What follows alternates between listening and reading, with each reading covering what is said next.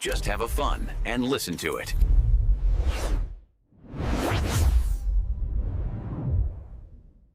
어제는 분명 챔피언이었는데 오늘 눈을 떠보니까 리그 중위권 팀이 되어 있다. 만약 이런 상황이라면 기분이 어떨까요?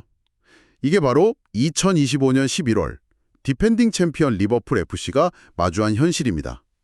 지난 시즌에 정말 압도적인 모습으로 우승을 차지했던 팀이 불과 몇 달 만에 리그 11위까지 추락했어요. 네, 맞습니다. 특히 얼마 전에는 홈에서 그 노팅엄 포레스트한테 0대3으로 졌죠. 아, 정말 충격적인 패배였죠. 이걸로 이제 안필드 요새라는 명성도 완전히 무너졌고요. 그렇죠.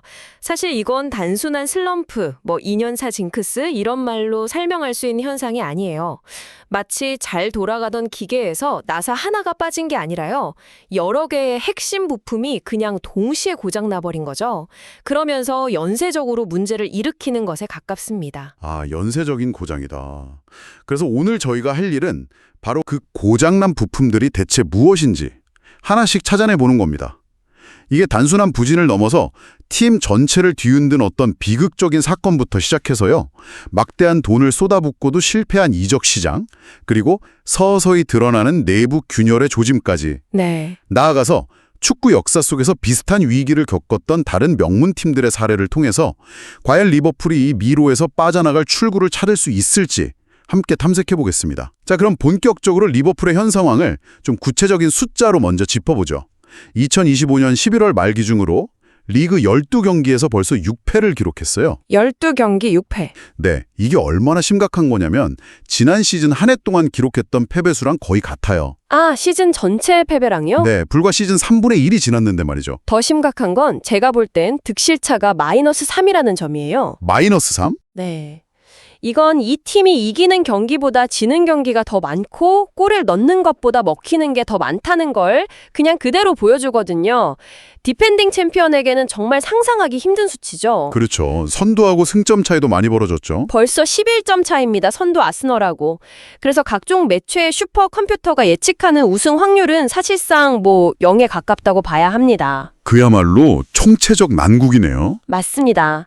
그래서 저는 이 상황을 복합골절이라고 표현하고 싶어요. 복합골절이요? 네, 뼈 한 군데가 딱 부러진 게 아니라 여러 곳이 동시에 부러지고 뒤틀려서 어디부터 손을 대야 할지조차 막막한 상태인 거죠. 그 원인을 크게 3가지 축으로 나눠볼 수 있는데 바로 인간적인 비극, 전략의 실패, 그리고 전술적 공백입니다. 아, 3가지. 네, 이 3가지가 서로 최악의 방식으로 얽혀 들어가고 있어요. 그중에서 가장 먼저 이야기해야 할 건 역시 인간적인 비극이겠네요. 그렇죠. 사실 이건 축구 전술을 이야기하기 전에 반드시 짚고 넘어가야 할 이른바 방안의 코끼리 같은 문제잖아요. 바로 디오고 조타 선수의 비극적인 죽음 말이죠. 그렇습니다. 2025년 7월 3일 팀의 핵심 공격수이자 또 라커룸의 분위기 메이커였던 조타가 불의의 교통사고로 세상을 떠났습니다. 28세. 선수로서 기량이 정말 만개한 전성기였고 셋째 아이를 갓 얻은 가장이었다는 점에서 팀 동료들이 받은 충격은 정말 엄청났죠. 보통 이런 비극을 겪으면 선수들이 그를 위해 뛰겠다 이러면서 오히려 똘똘 뭉치는 계기가 되기도 하지 않나요? 아주 좋은 질문입니다. 스포츠 심리학에서는 이런 집단적 슬픔이 동기부여, 그러니까 투혼으로 승화되는 경우가 분명히 있어요. 하지만 그건 슬픔을 건강하게 애도하고 극복할 시간이 충분히 주어졌을 때의 이야기죠. 아, 시간이 없었다. 리버풀은 그럴 시간이 전혀 없었어요. 비극이 있고 불과 한 달 뒤에 바로 시즌은 시작됐으니까요. 부주장인 앤디 로버트슨의 인터뷰가 모든 걸 말해줍니다. 뭐라고 했나요? 경기 중에도 내 친구 디오고가 머릿속에서 떠나지 않는다고 고백을 했죠. 아, 이건 슬픔이 투혼이 아니라 집중력 저하와 무기력증을 유발하는 집단 우울로 변질되었다는 강력한 신호입니다. 집단 우울이다. 확실히 경기 내용을 보면 예전에 그 끈끈함이 사라진 느낌이 들어요. 한 골 딱 먹히면 와르르 무너지는 장면이 너무 자주 나오고요. 바로 그겁니다. 주장인 반달크가 실점 후에 팀이 너무 쉽게 무너지고 신경질적으로 변한다고 지적한 것도 같은 맥락이에요. 팀의 정신적인 회복 탄력성이 그냥 완전히 바닥난 상태인 거죠. 이런 심리적 트라우마가 깔린 상태에서 팀은 반전을 위해 엄청난 도박을 감행합니다. 구단 역사상 최고액을 쓴 여름 이적 시장을 말씀하시는 거죠? 네, 아니 7,200억 원이면 정말 어마어마한 돈인데 알렉산더 이삭이랑 플로리안 비르츠 이름값만 보면 절대 실패할 수 없는 조합 아닌가요, 이건? 도대체 뭐가 잘못된 거죠? 여기서부터가 이 몰락의 두 번째 축, 바로 전략의 실패입니다. 가장 흥미로운 지점은요, 이 두 명의 슈퍼스타가 서로의 장점을 살려주기는커녕 오히려 상쇄시키고 있다는 점이에요. 서로를 깎아먹는다? 이삭은 뒷공간으로 빠르게 침투해서 마무리를 짓는 유형의 공격수입니다. 반면에 비르츠는 공을 좀 오래 소유하면서 경기의 템포를 조절하고 창의적인 패스를 찔러주는 전형적인 플레이메이커죠. 듣기만 해선 환상의 조합 같은데요. 한 명은 만들고 한 명은 해결하고. 이론적으로는 그렇죠. 하지만 실제 경기에서는 최악의 부조화가 일어나고 있어요. 맨체스터 유나이티드의 레전드 공격수였던 드와이트 요크의 분석이 아주 날카로운데 뭐라고 했죠? 비르치의 존재가 리버풀의 공격 템포를 죽이고 있다고 지적했거든요. 템포를 죽인다. 예를 들어서 지난 노팅엄 포레스트전을 보면 명확해요.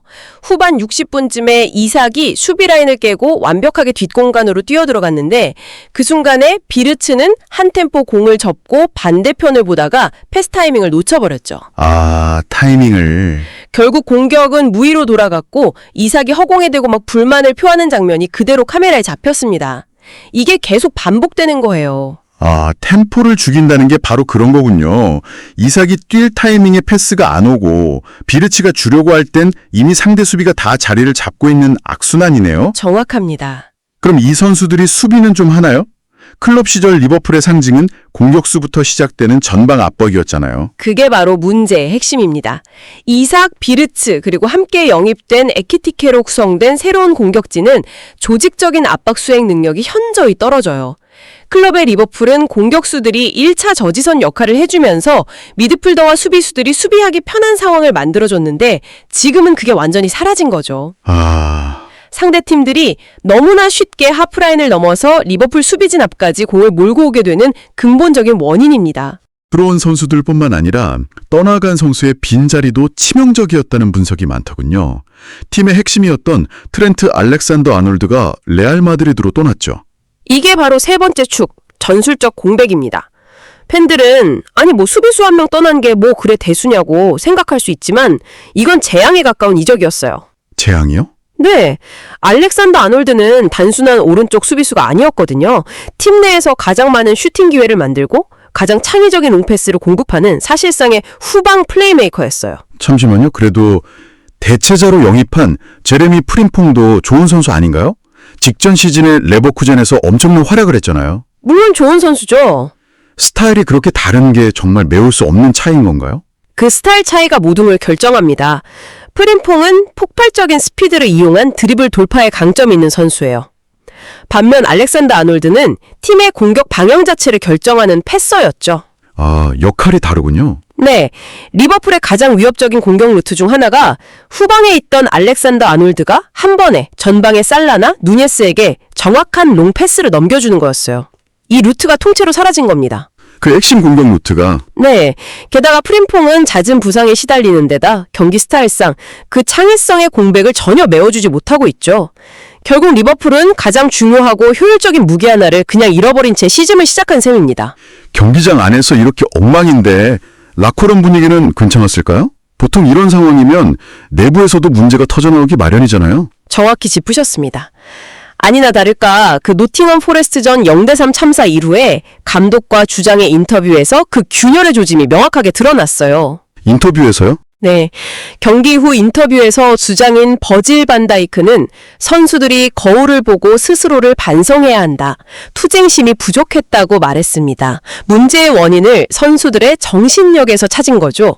선수단 대표가 선수들 문제라고 지적한 거네요? 그럼 아르네 슬롯 감독은 뭐라고 했나요? 슬롯 감독은 모든 건 내 책임이다. 죄책감을 느낀다고 말하면서도 문제의 핵심은 선수들이 전술적 지시를 제대로 이행하지 못한 것에 있다고 봤어요. 즉 원인을 전술 이행의 실패로 본 겁니다. 잠깐만요. 이건 진단이 완전히 다르네요.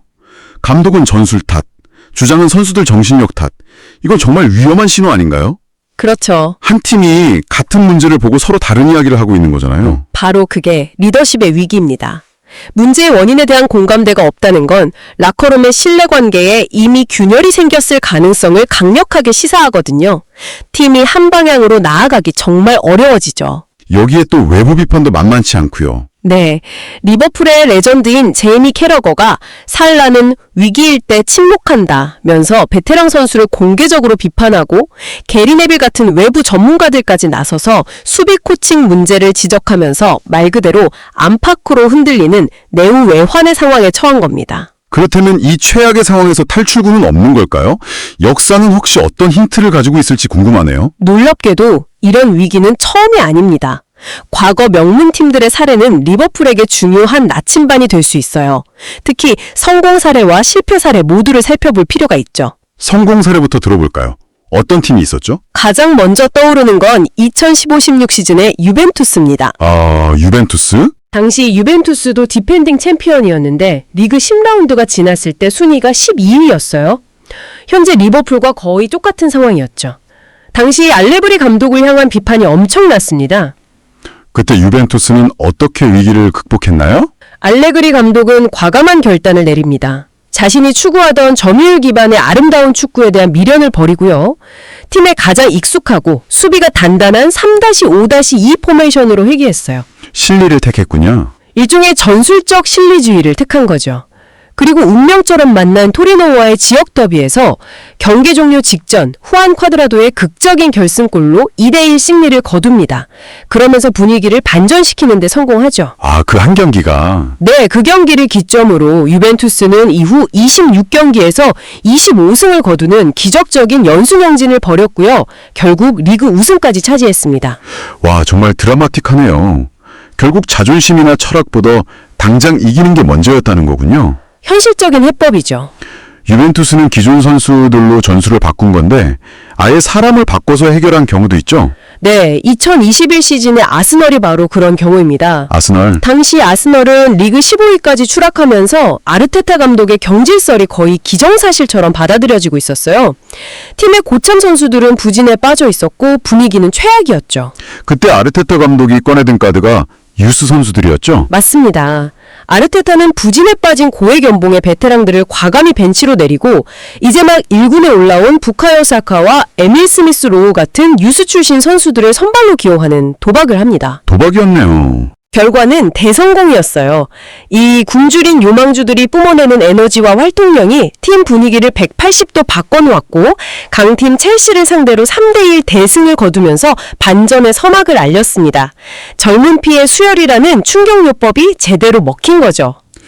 잃어버린 정체성을 되찾는 것도 좋은 방법이 될 수 있겠네요. 2019 시즌 바이에른 뮌헨처럼요. 정확합니다. 정체성으로의 회귀죠. 당시 뮌헨은 니코 코바치 감독 아래서 전술적 방향성을 완전히 잃고 팀 분위기도 엉망이었습니다. 하지만 시즌 중도에 부임한 한지 플릭 감독은 복잡한 전술을 모두 단순화하고 뮌헨이 역사적으로 가장 잘해왔던 것, 바로 강력한 하이 프레싱이라는 팀 고유의 정체성을 부활시켰습니다. 게겐프레싱. 네, 그러자 팀은 거짓말처럼 살아났고 그 시즌에 트래블이라는 대업까지 달성했죠. 가장 잘하던 것을 다시 꺼내드는 용기가 때로는 최고의 해법이 될 수 있다는 걸 보여준 사례입니다. 하지만 항상 이렇게 해피엔딩만 있는 건 아니겠죠? 잘못된 길로 빠져서 완전히 무너져버린 최악의 사례도 있을 것 같은데요. 그렇습니다. 리버풀이 가장 경계해야 할 사례, 일종의 반면교사는 바로 2015-16 시즌의 첼시입니다. 첼시. 당시 첼시 역시 디펜딩 챔피언이었지만 한때 16위까지 추락하며 지금의 리버풀보다 더 심각한 위기를 겪었죠. 주세 무리뉴 감독 시절이었죠. 그때는 대체 뭐가 문제였나요? 가장 큰 문제는 골마 터져버린 내부 분열이었습니다. 내부 분열? 네, 위기 상황에서 무리뉴 감독은 선수들을 감싸는 대신 선수들이 나를 배신했다는 폭탄 발언을 하면서 선수단과 공개적으로 충돌했습니다. 감독과 선수 사이의 신뢰가 완전히 깨져버린 거죠. 당시 라커룸 분위기는 정말 살얼음판 같았다고 해요. 선수들이 훈련장에 나와서 서로 눈도 안 마주쳤다는 이야기가 나올 정도였으니까요. 듣기만 해도 끔찍하네요. 결국 어떻게 됐나요? 감독은 시즌 중 경질됐고 팀은 최종 순위 10위로 시즌을 마감하며 완전히 몰락했습니다. 이 사례가 주는 경고는 명확합니다. 현재 슬롯 감독과 반다이크 주장 사이에서 감지되는 미묘한 기류가 첼시처럼 공개적인 갈등으로 폭발하는 순간 시즌은 돌이킬 수 없는 파국으로 치닫게 될 거라는 거죠. 자, 그렇다면 이 모든 것을 종합해 볼 때 리버풀은 어디로 가야 할까요? 오늘 논의를 정리해보면 리버풀의 위기는 단순한 부진이 아니라 동료를 잃은 비극, 이적 시장의 실패, 전술적 혼란과 리더십의 위기가 한꺼번에 터진 복합골절 상태라고 할 수 있겠네요. 맞습니다. 하지만 역사는 동시에 회복의 길이 있다는 것도 분명히 보여줍니다. 유벤투스처럼 이기는 축구를 위해 전술적 유연성을 발휘하고 아스날처럼 팀 내에 있는 굶주린 젊은 자원을 활용해 분위기를 바꾸며 첼시의 전철을 밟지 않도록 내부 갈등을 조기에 봉합하는 리더십이 절실한 시점이죠. 결국 지금 필요한 건 화려함이 아니군요. 네, 지금 리버풀에게 필요한 건 비르츠와 이삭을 중심으로 한 화려한 축구가 아니라 진흙탕 속에서 뒹굴더라도 승점 3점을 따내는 처절함으로 자신감을 먼저 화복하는 것이라고 봅니다. 오늘 전술, 역사, 정말 많은 이야기를 나눴는데요. 듣다 보니 한 가지 근본적인 질문이 떠오릅니다. 이 모든 문제의 시작점이었던 그 비극적인 사건을 생각해보면 어쩌면 해법은 전술판 위에 없는 게 아닐까 싶기도 하고요. 어떤 말씀이시죠? 리버풀에게 던져진 진짜 질문은 이것이 아닐까요? 아직 슬픔을 극복하는 법을 배우고 있는 팀이 어떻게 다시 이기는 법을 배울 수 있을까?